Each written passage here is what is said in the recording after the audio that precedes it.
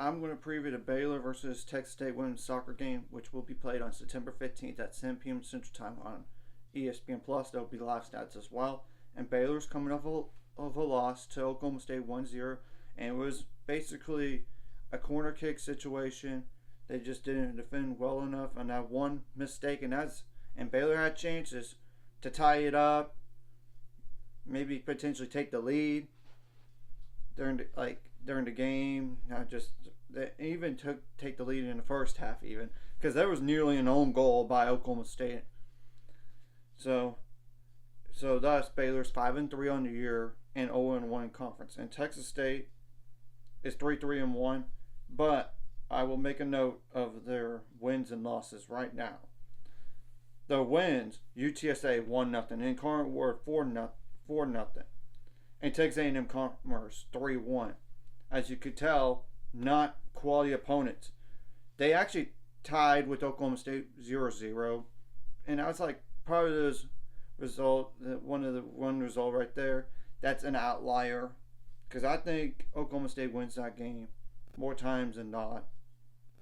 Just being brutally honest. And their losses were to Houston, one of the worst teams in the conference, 3-2, to Colorado State 2-1, and Rice 2-1. And I'll put the outlook on Texas State women's soccer in the description below, as well as their roster, because I'm not going to mention every single player. But I will say that Texas State has used the same formation every single game up to this point, and it's 3 defenders, 5 midfielders, and 2 forwards. Granted, they could change it up, and I do not know the health status for Texas State. I know for Baylor's side of things, Azul Alvarez got knocked out of the game early in the second half, and hopefully she is okay to play. If not, we have Ashley Zirkle. So that's something to monitor right there, folks. So what are some players to keep an eye on? And I'm only going to mention this first player because she's started 5 games out of 7 at goal. And that's Caitlyn Draper, number 0, 5'5" goalie. That's a senior, 1 goal allowed in 20 saves. When compared to the other, yeah, does make sense. So what are some other players? It would be like Mia Ula, Mya Ulloa. Apologies if I butchered that. And 5'4" midfielder. That's a senior, 2 goals on 10 shots attempted and 1 assist. Maddie Sumer, Soumare, number 9, 5'8" forward. That's a junior, 4 goals on 14 shots attempted. Kaylee Smith, number 22, 5'3" forward. Midfielder. That is a sophomore, 10 shots attempted and 3 assists. They do have Cindy Bossa, number 20, 5'4" forward. That's a freshman, 2 goals on 8 shots attempted. And the last player I'm going to mention, and I get there are other players with 1 goal too. I get it, but y'all could check that out in the description below, and that would be Marie Philipsen, Philipzen, number 31, 5'2" defender. That's a junior, 2 shots attempted and 2 assists. So I want to say basically this: correct what you did wrong last game and bring it to this one and score something, unlike the last 2 games. And I get Iowa's a really good team, and Oklahoma State is too, but you were right there against Oklahoma State, and you just got to move on from the game. And what you did well in that game, bring it into this game. Of course, you want to continue to get better in those certain areas. We do need to be better up front. When I'm saying this, is the set pieces on defense, because that was the only goal given up against Oklahoma State. You got to be good on 1v1 situations and have solid defense as a whole, not just in 1v1. And obviously, you do not want to foul in the box or a handball in the box, because that means a penalty kick. And you know how hard those are to defend, and it's just a guessing game for the goalie, really, where the ball is going to go. And obviously, if you could draw that on the opposing team, that's different. You got to adjust to the officiating, because you cannot try to let it affect you as much and be a more mentally tougher team. Make adjustments on the fly throughout the game, both offensively, defensively, and in the midfield as well, and try to clear the ball out on your own end, and try to not be on the more on your side of the field on defense. Try not to, and try to be the more aggressive team and get more shots attempted, especially on goal. I mean, and don't turn the ball over in your own fields. That way they don't get so much like easy stuff around it.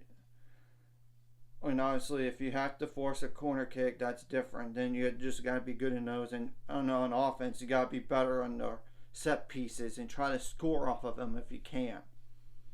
I mean, whether it's a corner kick or free kick that's in like halfway in the middle or along the sidelines, or even really close to the box but not in the box, as in like shooting range. I'm just saying that straight up. You got to pass the ball a little bit better too. And have possession of the ball. I mean, that's the thing, and you got to be mentally tough in this game when you know Texas State has not played a game since literally September 8th.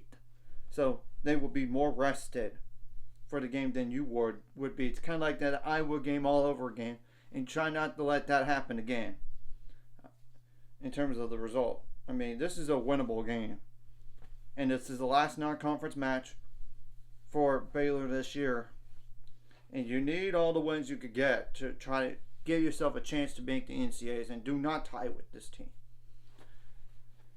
I mean, it's just the truth, and you got to win those 50-50 balls in the air, whether it's a header or win the second ball as well, when the ball's in the air or bounce off the ground.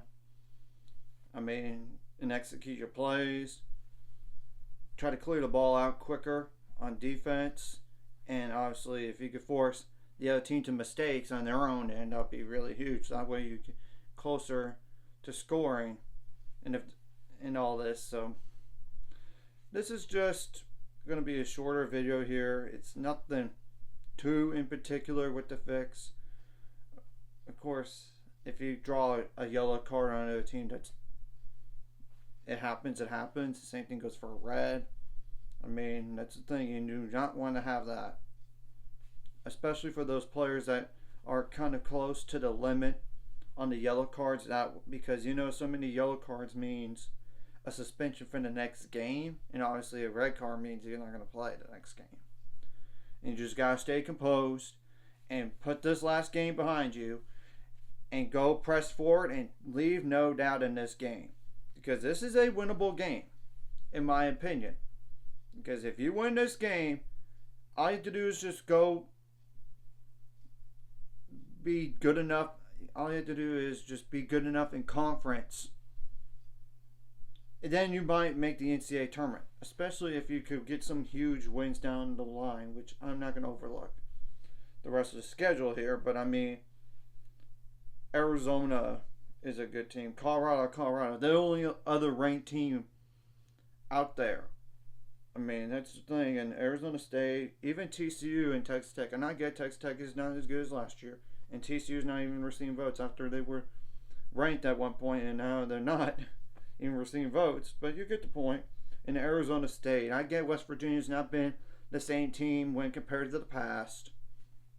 I get it, because they used to be a top 25 team, but they have not been for a little bit of time. I mean, BYU they're not as good as last year's team. They're not, but that's a resume booster. Same thing goes for Utah. And honestly, you cannot lose to Houston or Iowa State. Both of those teams, by the way, in my opinion, worst teams in the conference. It's not even mentioning the Kansas schools. But you get the whole point. You got to do well enough in conference play besides win this game right here. And don't have a tie with this team, please. Because that would really potentially hurt your NCAA tournament resume.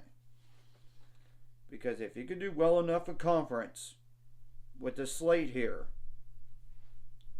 and win like a game or two in the Big 12 tournament, you might be good enough to be in the NCAA tournament.